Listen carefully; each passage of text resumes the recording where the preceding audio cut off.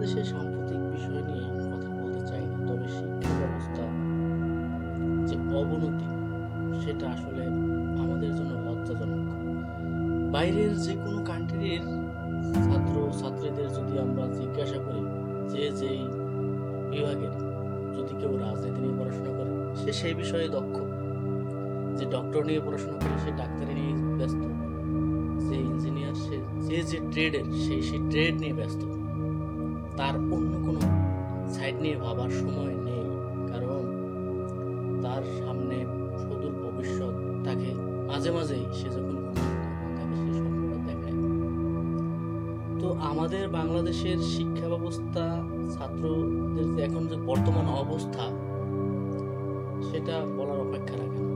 আমি নিজেও একজন ছাত্র, তো আসলে আমার লজ্জা হয় আমাদের কালচার, আমাদের যেটা করা উচিত সেটা ছাড়া আমরা যা করতেছি সেটার জন্য আমার